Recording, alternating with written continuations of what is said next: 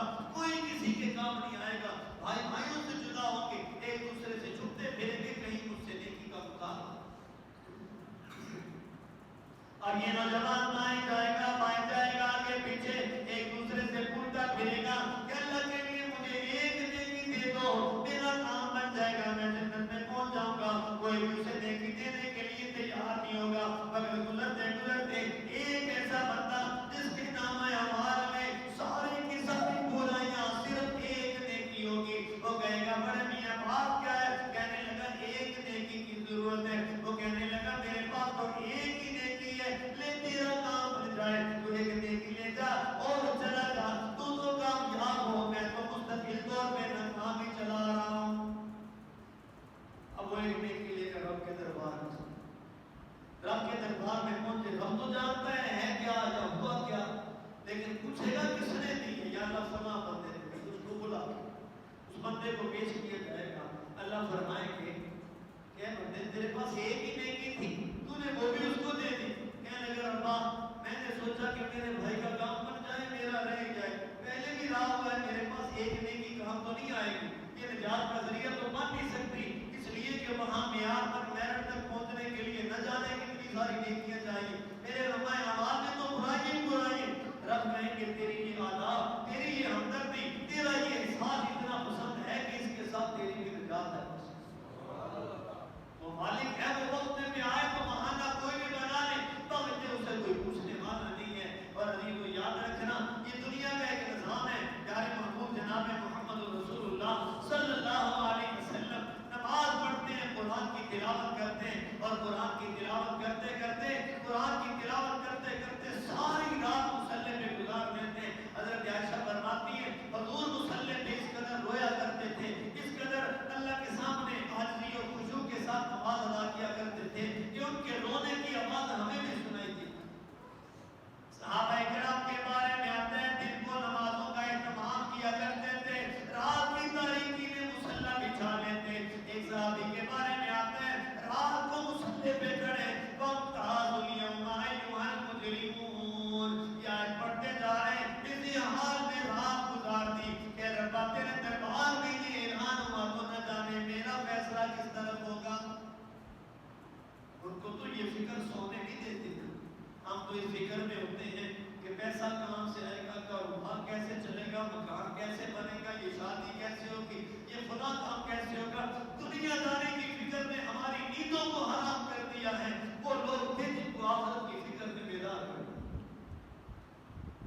اور نہیں تو یاد رکھے فکر کرنے کی بات ہے، افسوس کا بات ہے، اس مقام پہ انسان پہنچ کر بھی، ان حالات میں پہنچ کر بھی پھر بھی رب کے دربار میں عرضی کا اظہار نہ کرے تو انسان کے لیے افسوس ہے، ندامت ہے، شرمندگی۔ عبداللہ بن عمر رضی اللہ تعالیٰ عنہ جلیل القدر صحابی ہیں، سفر کا آغاز کیا، چلتے چلتے ایک مقام میں پہنچے، دھوپ نے سجایا، دسترخوان لگایا، بیٹھ گئے کھانا کھانے کے لیے۔ اب کھانا کھا رہے ہیں، قریب سے چرواہا گزر رہے ہیں، بکریاں اس کے پاس ہیں، چرواہے کو دعوت دی کہ بھیا میرے پاس آؤ، آ کر کے کھانا کھا لو۔ وہ کہنے لگا انا صائم، میں روزے کی حالت میں ہوں، میں کھانا نہیں کھا سکتا۔ وہ کہنے لگے دل میں بات آئی کہ یہ گرمی کی شدت ہے، اس قدر حرارت ہے، اس قدر تڑپ ہے، اس قدر یہ تپش ہے، اس حرارت میں نہ جانے اس نے روزہ رکھا بھی ہے یا نہیں، ویسے ہی منہ سے اقرار اور اعلان کر رہے، فرمانے لگے آزمانے کے طور پہ میں نے قریب بلا لیا، قریب بلا کے میں نے کہا بڑے میاں بات دراصل ہے، تیرے پاس اتنی ساری بکری ہیں، یہ رقم مجھ سے وصول کر لے، مجھے ایک بکری فروخت کر دے۔ وہ کہنے لگا کہ یہ بکریاں میری، میں منفذل ہوں، دہاڑی دار ہوں، خادم ہوں، نوکر ہوں، میں تو یہ بکریاں چرا رہا ہوں، میرے مالک کی بکری۔ عبداللہ بن عمر کہتے ہیں میں نے آزمایا، میں نے کہا جب جائے گا جا کے اسے کہہ دینا جنگل میں گیا تھا بھیڑیا کھا گیا ایک بکری، اللہ کے حوالے ہو گئی۔ اب وہ حیرت میں گم ہو گیا، تنہائی میں چلا گیا، خاموش ہو گیا، سر کو جھکا لیا، جھکا لینے کے بعد یہ سر اٹھایا، کہنے لگا فَأَيْنَ اللَّهُ، اللہ کہاں ہے؟ ایک مالک کو تو بہانہ کروں گا، وہ مالک بھی ہے، میرے مالک کا مالک بھی ہے، اسے کیا کہوں گا؟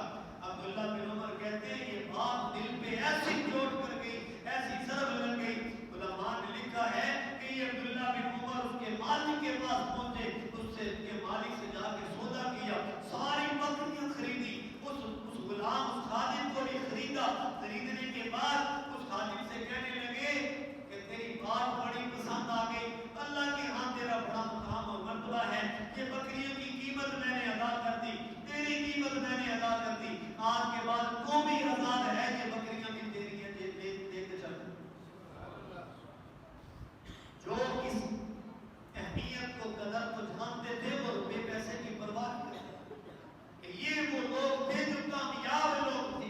یہ وہ لوگ تھے جو اللہ تعالیٰ کو یاد رکھنے والے لوگ تھے، تنہائی میں ہوں تب بھی، مجمع میں ہوں تب بھی، دن میں ہوں تب بھی، رات میں ہوں تب بھی۔ آج کا جوان یہ تو پرواہ کرتا ہے کہ یہ موبائل ہے کسی کے سامنے نہیں چلانا، یہ ڈیرے کے سامنے نہیں چلانا، باپ کے سامنے نہیں چلانا، ماں کے سامنے نہیں چلانا، اس لیے کہ دیکھیں گے تو کہیں گے دیکھتا کیا ہے، کرتا کیا ہے۔ عزیزو، ان سے زیادہ اہمیت والا وہ مالک ہے، ان سے زیادہ قدر والا وہ مالک ہے، ان سے زیادہ ڈر جس سے ڈرا جائے وہ مالک ہے، اس سے زیادہ طاقت اور قوت والا وہ مالک ہے۔ اس کا ڈر اور خوف دل میں ہو تو رات بھی چمکدار ہے، دل بھی روشن۔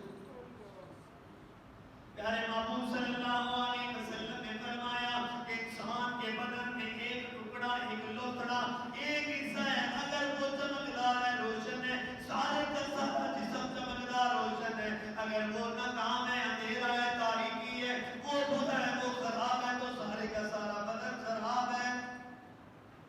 اس دل کی اصلاح ہوتی ہے، جیسے ظاہر کو سنوارنے کے لیے کوشش کی جاتی ہے، محنت کی جاتی ہے، اور غفلت اور لاپرواہی کو چھوڑ کر انسان اپنے ظاہر کو سنوارنے کی فکر کرتا ہے، اس سے کئی گنا بڑھ کے اپنے باطن کو سنوارنے کی فکر ہوتی ہے۔ حضرت ابو دجانہ رضی اللہ تعالیٰ جلیل القدر صحابی فجر کی نماز پڑھتے ہیں، نماز پڑھنے کے فوراً بعد چلے جاتے ہیں، حضور کا درس نہیں سنتے، چلے جاتے ہیں۔ صحابہ اکرام حضور کے پاس میں، یا رسول اللہ، دوست ہمارا ہے، یار ہمارا ہے، ساتھی ہمارا ہے، مقتدی آپ کا ہے، آپ کے پیچھے نماز پڑھتے ہیں، نماز پڑھنے کے بعد نہ جانے کیوں جلدی سے چلا جاتا ہے، پتہ نہیں کیا وجہ ہے، ہم پوچھیں گے تو غصہ کرے گا، آپ پوچھیں گے تو آپ کو بتا دے گا۔ حضور صلی اللہ علیہ وسلم نے بلایا، اے ابو دجانہ، تیرے دوست یہ اعتراض کر رہے ہیں، ان کا یہ سوال ہے کہ ہمیں بتا، نماز پڑھنے کے بعد سلام پھرتا ہے، فوراً چلا کیوں جاتا ہے؟ ابو دجانہ کہتے ہیں، یا رسول اللہ، بات دراصل یہ ہے کہ میں جس گھر میں رہتا ہوں، میرے ساتھ میرا ہمسایہ رہتا ہے، اس ہمسایہ کے گھر میں پھلدار درخت لگا ہوا ہے،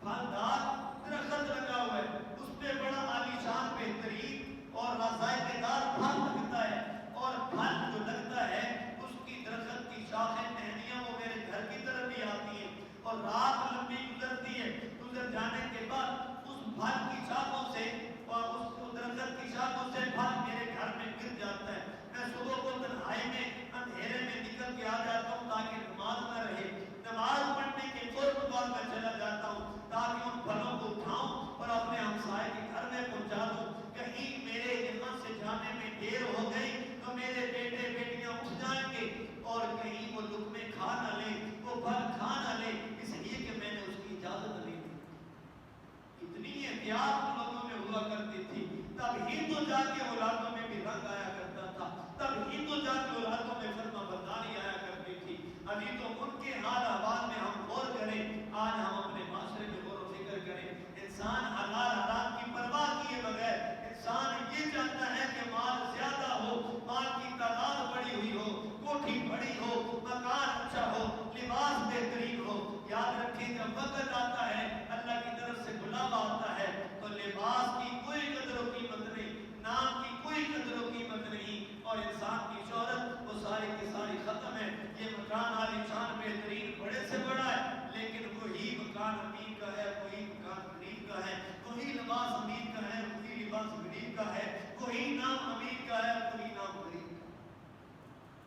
اس کے لیے بھی وہی ٹھکانہ، اس کے لیے بھی وہی ٹھکانہ۔ حضور صلی اللہ علیہ وسلم تشریف فرما ہے، سامنے سے ایک آدمی گزرا، حضور صلی اللہ علیہ وسلم نے فرمایا، اور دنیا والو، اس کی قدر و قیمت کے بارے میں تم کیا بتاتے ہو، اس کی معاشرے میں کیا عزت ہے؟ وہ فرمانے لگے، یہ بیچارہ مجبور آدمی ہے، کہیں رشتے کا پیغام دے، اسے کوئی رشتہ بھی نہ دے، کہیں کوئی بات کرے، اس کی بات کی طرف کوئی توجہ بھی نہ دے، بعد میں کچھ وقت گزر जाने के बाद एक और आदमी गुजरा, हुजूर ने सवाल किया, सहाबा कहने लगे ये तो बड़ा नंबर आदमी है, ये तो पैगाम दे तो रिश्तों की कितारें लग जाए, ये तो बात करे तो सारे उसकी तरफ मुतवज्जे होते। हुजूर सल्लल्लाहु अलैहि वसल्लम ने फरमाया अल्लाह ताला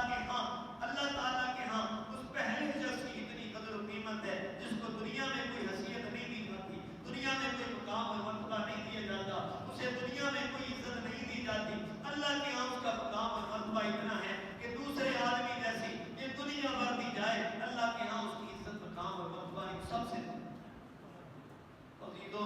जो अल्लाह की ताबेदारी करे, अल्लाह की फरमाबरदारी करे, अल्लाह के हुक्मों को पूरा करे, कामयाब वही है अगरचे कच्चे मकान में रह रहा है, अगरचे मजदूरी कर रहा है, अगरचे दिहाड़ीदार है, अगर मालदार होने के बावजूद ये तौफीक मिल रही है, अल्लाह का बड़ा इनाम है, खास फजल है, अल्लाह ताला की तरफ से बहुत बड़ी करम नवाजी, इस पे शुक्र भी कर दिया जाए, अल्लाह ताला से दुआ भी करते रहे कि अल्लाह ताला हमें ये तौफीक अता फरमाए और मुस्तकिल इसी सिलसिले में चलने की अल्लाह तौफीक दे। और याद रखें ये वो मुस्तकिल सफर है जहाँ से वापसी का रास्ता नहीं है। किताबों में लिखा है कि अशरफ अली खान भी रहमतुल्लाह अलैह सफर का आगाज कर रहे हैं, ट्रेन का सफर है, मुरीदीन आ रहे हैं, साथी आ रहे हैं, शागिर्द आ रहे हैं, मुलाकात के लिए आ रहे हैं, कोई आता है तोहफा दे के जाता है, कोई आता है दुआ की दरखास्त करके चला जाता है। एक आदमी आया जो ट्रेन में मुलाजमत करने वाला मुलाजिम आदमी करीब आया, आकर के हाल अहवाल पूछा, दुआओं का